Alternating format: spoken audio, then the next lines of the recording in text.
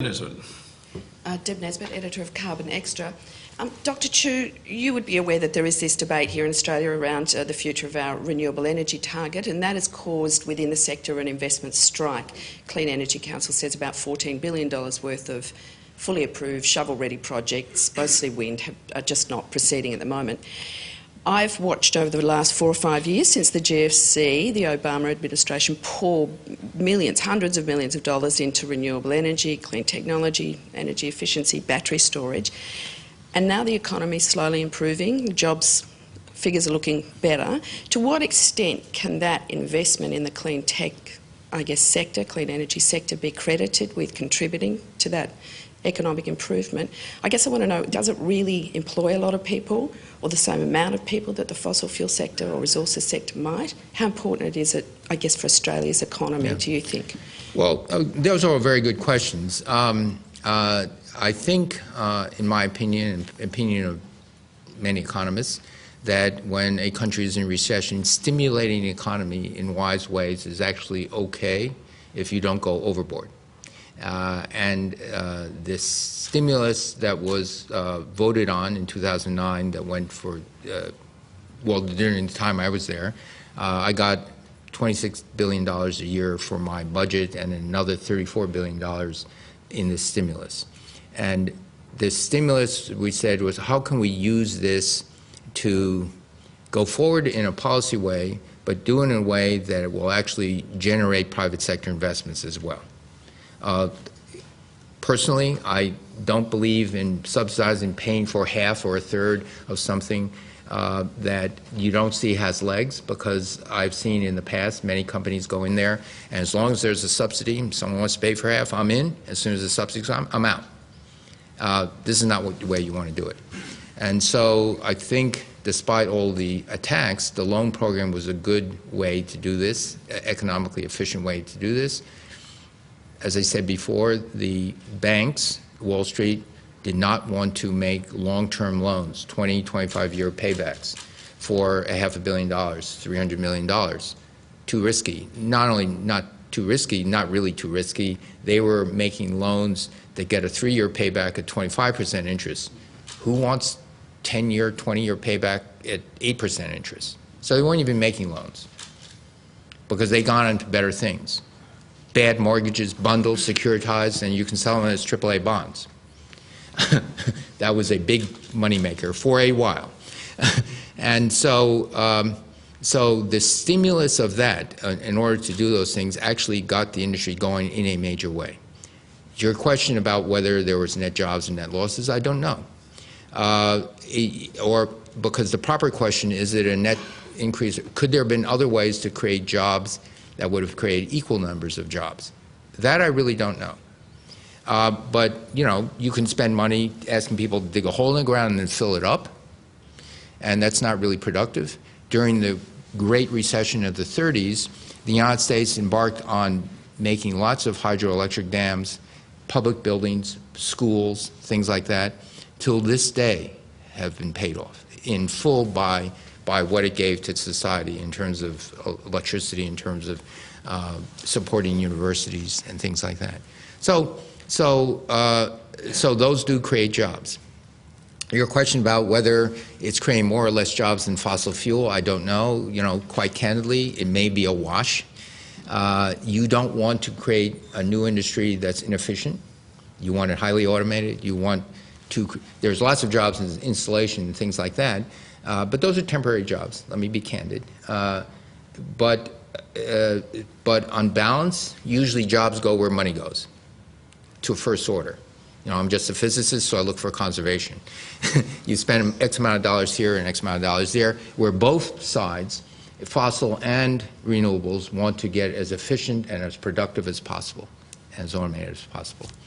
So I don't really know whether it's a net balance creating jobs. I do know a net balance is losing jobs. All the reconstruction due to hurricanes, there will be less of it. Oops. That's a joke. I don't think we want jobs repairing disasters. Those are jobs, but I think there are better ways of creating jobs. So let's talk in general about the net wealth of the prosperity of the country and things like that. And in that thing, I am convinced going in this direction is the right way, without question. Simon Gross. Simon Gross from Canberra IQ. I'd like to just remind you of the World Energy Outlook that came out of the International Energy Agency last month. They look out to 2040, and they forecast a 15% increase in oil use, a 50% increase in natural gas use, and a 5% increase in coal use in that period. Do you buy those kind of forecasts? And in general, do you buy the forecast that our fossil fuel use, the global fossil fuel use, is going to grow in the next 25 years? And if so, how are we going to control emissions? So let me first say that the people who write those reports have my full sympathy, because every year they write a new report, and I've been collecting those reports both from the Energy Information Administration of the Department of Energy and these World Energy Outlook from the IEA. And it's remarkable, if you look over the 6 years I've been collecting them, year after year, those forecasts change. The forecast for renewables is going up and up and up. The forecasts and the other things are being moderated. And so I don't really know what will happen, neither do they, in that sense. But I will say something, and this is something I mean with all sincerity, although it might sound tongue-in-cheek. The EIA is a semi-autonomous part of the Department of Energy. They are tasked to take in energy data and also make forecasts of use and where the economics will be based on development of technologies and the relative costs, and to a certain extent based on policy. The World Energy Outlook also includes policy. And they have, over the last 6 years that I've been looking at them, underestimated the hydraulic fracturing grossly. They underestimated the cost, the lowering of costs of renewables dramatically. They've underestimated anything where there's reasonable pace of technology development. And the reason they do that is because they only have a rear view mirror of what had happened, usually a year or two in the past. I remember talking about their prospects of hydraulic fracturing and said, no, why do you say, you know, the price of natural gas is now $4, that in the next year it's going to go up to $5, and the next year after that it's going to go to $7. It's not. And he said, no, our models tell us it is. This is, you know, he explained to us, me, and I said, well, okay, but it's not. Well, how do you know that? He said, because I actually know what's happening on the ground. I actually know that a single pad you have one hole, then two holes, and a dozen holes, that the productivity is getting better, that the proppings are getting better, everything's getting better. And so the technology is racing forward. What used to be 5% is going to be 20% recovery. Okay? And so the next year we had the same discussion. It's just going to go up. And the next year the same discussion. And finally I said, well, maybe it's not going to go up that fast. The price of natural gas in the United States. And so I saw firsthand, and I know many of my friends in IEA, World Energy Outlook, the same thing. They have certain models. They have a way of assembling data. They have, and they themselves, if you actually talk to them and say, no, we are technologically conservative. Okay? And so whenever there's a rapidly changing technology and it's racing ahead, not only in renewables but fossil, you don't really know as much. The point is, though, what's the difference? Maybe they just keep up with each other. No. One thing, the sun comes up every day with roughly the same brightness, and you are dipping into finite reserves. So whether it's 50 years or 80 years or 30 years or whenever, you have to go deeper offshore, you have to go more Arctic, you have to work harder to get at the remaining oil and gas.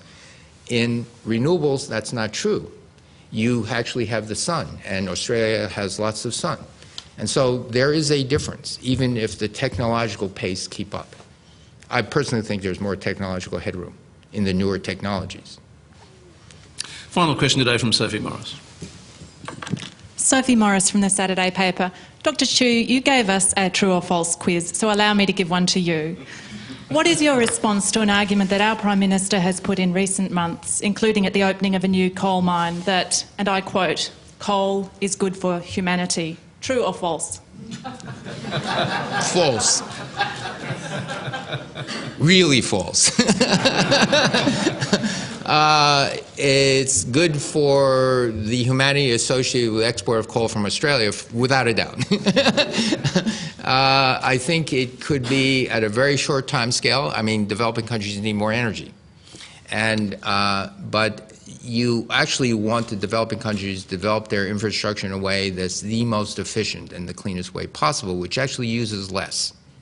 Okay, that is not a high priority on the people who sell fossil fuel. They just want to sell more fossil fuel, especially coal. And coal is, the people who mine coal are quite candidly a little bit worried.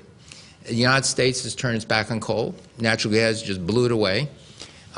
Europe has turned its back on coal. There might be some resurgence from some premature shutdowns of some nuclear reactors, but Europe has essentially backed away from coal because of the local pollution effects.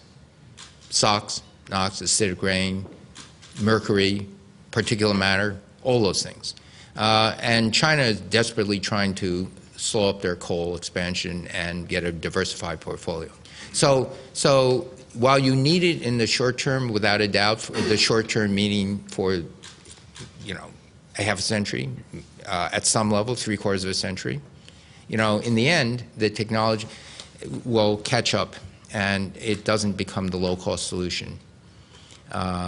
Even in the United States, wind is significantly cheaper than new coal. It's not even in contention anymore. And therefore, the United States is exporting to other countries. I think we'll finish on that note. Thank you very much.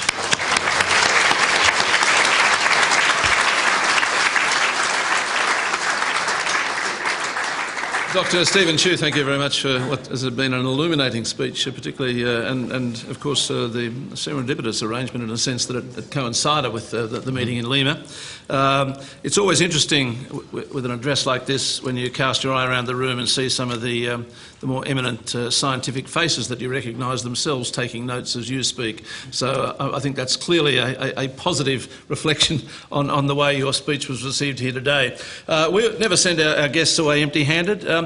I'm sure you'll always be well remembered in Washington, but just in case, we're giving you membership of the National Press Club of Australia, which should always ensure you get into the Washington Press Club, I should say, should you ever wish to visit there. And secondly, of course, a copy of our 50th anniversary book, the best speeches delivered here at the National Press Club. You'll find it exceedingly intellectually stimulating. At the very least, you may choose to skip some of the politicians, but at the very least in the sense that you can read about some of the other Nobel laureates, your fellow Nobel laureates, who've also addressed this institution. Thank you very much. Okay. Thank you. All right. Thank you.